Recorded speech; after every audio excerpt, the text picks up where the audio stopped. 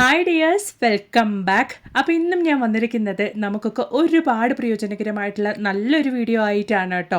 Toilet cleaning ഇനി ഒരു പ്രശ്നമേ അല്ല കേട്ടോ. മാസത്തിൽ ഒരു തവണ മാത്രം നിങ്ങൾ ഇങ്ങനെ ഒന്ന് ചെയ്തു നോക്കൂ. നമ്മുടെ ക്ലോസറ്റിലുള്ള മഞ്ഞക്കറ എന്നേക്കുമായിട്ട് തന്നെ കൈ തൊടാണ്ട് കൊണ്ട് നീക്കം ചെയ്യാനും, അത് മാത്രമല്ല വാൾ ടൈൽസ്, ഫ്ലോർ ടൈൽ ഇതൊക്കെ നല്ല രീതിയിൽ തന്നെ ക്ലീൻ ചെയ്യാൻ വേണ്ടിയിട്ട് മാസത്തിൽ ഒരു തവണ നിങ്ങൾ ഇതുപോലെ ചെയ്താൽ മതി കേട്ടോ.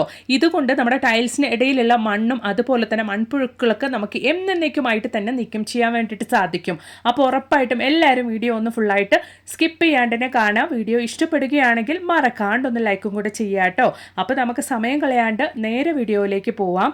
അപ്പോൾ അതിന് വേണ്ടിയിട്ട് ഞാനിവിടെ ഉപയോഗിക്കുന്നത് 2 ടേബിൾ സ്പൂൺ അളവിലേക്ക് ബ്ലീച്ചിങ് പൗഡറാണ്.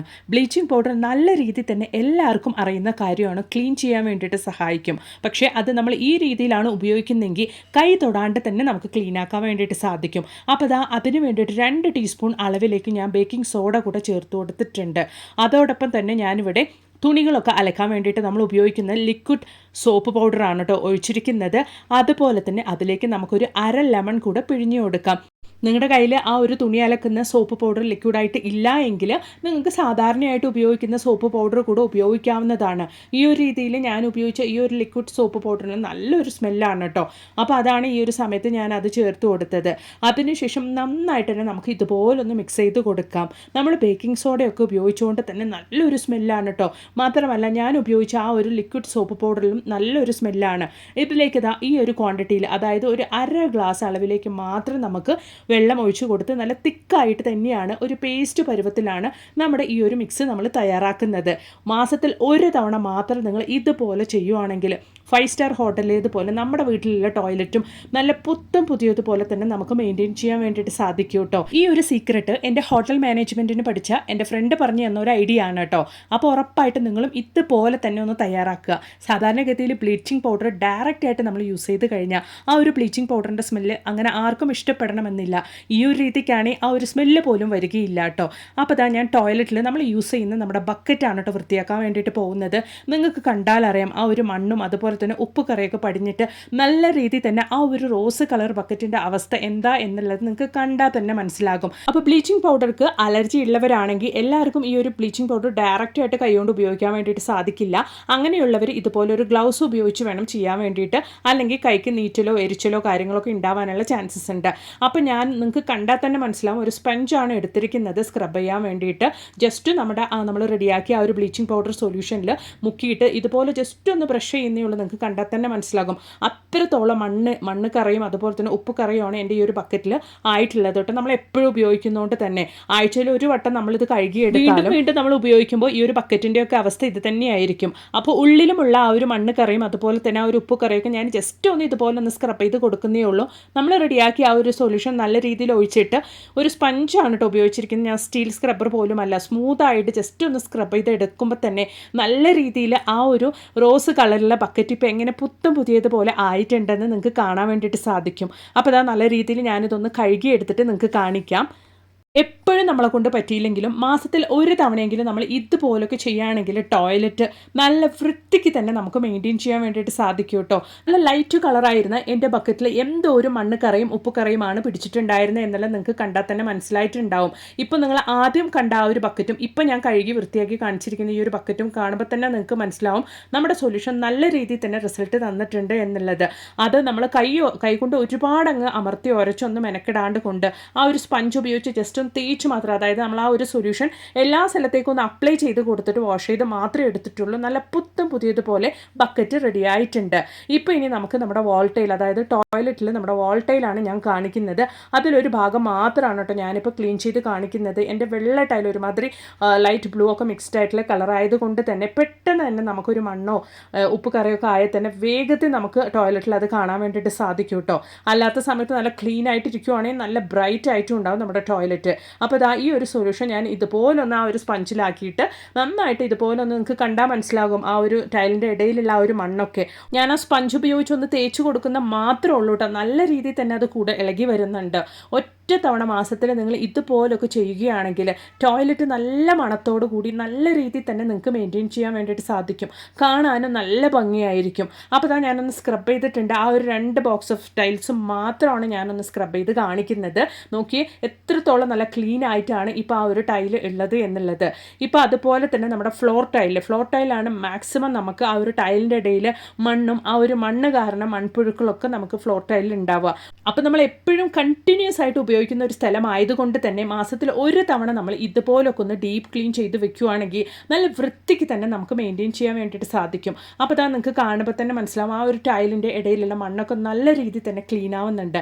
മാത്രമല്ല ബ്ലീച്ചിങ് പൗഡറിൻ്റെ ആ ഒരു സ്മെല്ലും കാര്യങ്ങളും ഒക്കെ കൊണ്ട് തന്നെ നമുക്ക് വീണ്ടും പിന്നീട് ആ ഒരു സ്ഥലത്ത് ടൈലിൻ്റെ ഗ്യാപ്പിൽ മണ്ണോ അല്ലെങ്കിൽ മൺപുഴുക്കളോ ഒന്നും ഇല്ലാണ്ട് കൊണ്ട് നമുക്ക് മാസം തോറും മെയിൻറ്റെയിൻ ചെയ്യാൻ വേണ്ടിയിട്ട് സാധിക്കും.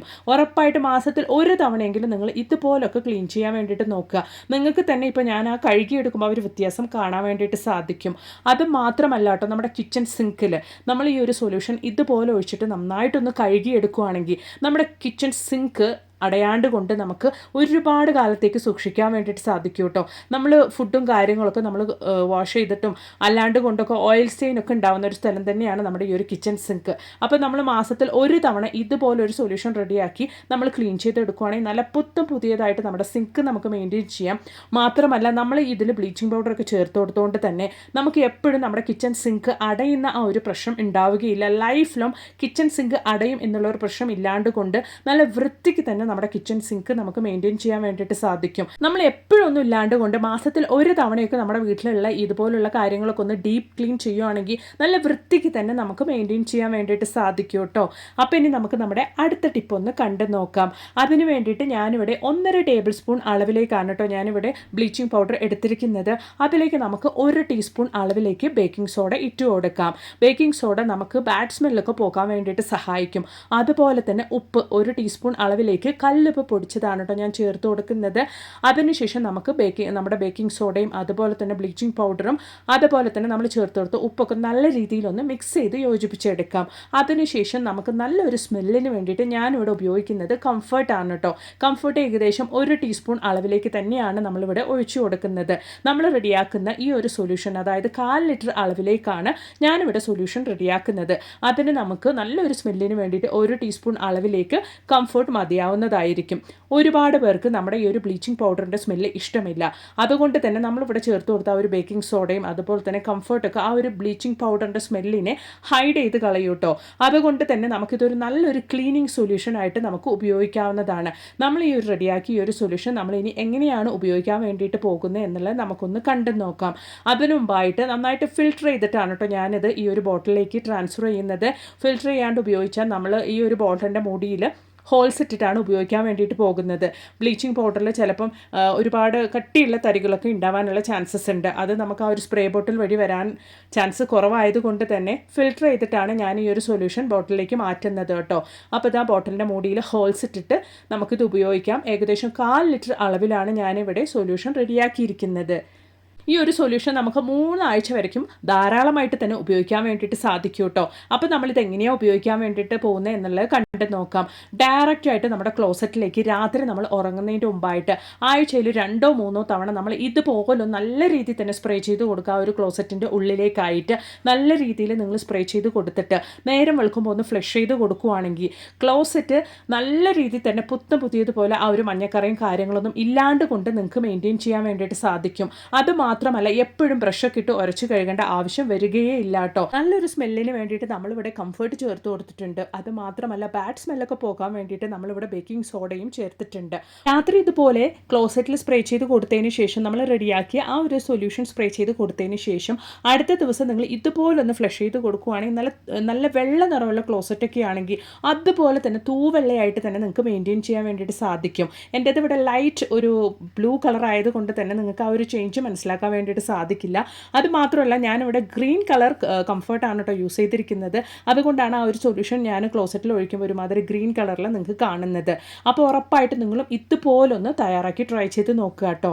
മാത്രമല്ല നമുക്ക് ഈ ഒരു രീതിയിൽ നമ്മൾ ഈ ഒരു സൊല്യൂഷൻ ക്ലോസറ്റിൽ ഉപയോഗിക്കുകയാണെങ്കിൽ നമ്മുടെ സെപ്റ്റിക് ടാങ്ക് അടയാണ്ട് കൊണ്ട് സെപ്റ്റിക് ടാങ്ക് വേഗത്തിൽ ബ്ലോക്ക് ആവാണ്ട് കൊണ്ട് നമുക്ക് ഒരുപാട് കാലത്തേക്ക് നമുക്ക് നമ്മുടെ നമ്മൾ ഉണ്ടാക്കിയ ആ ഒരു സെപ്റ്റിക് ടാങ്ക് നമുക്ക് ഉപയോഗിക്കാൻ വേണ്ടിയിട്ട് സാധിക്കും. അപ്പോൾ ഉറപ്പായിട്ട് നിങ്ങളും ഇതുപോലെ വീട്ടിലൊന്ന് തയ്യാറാക്കി ട്രൈ ചെയ്ത് നോക്കുക കേട്ടോ.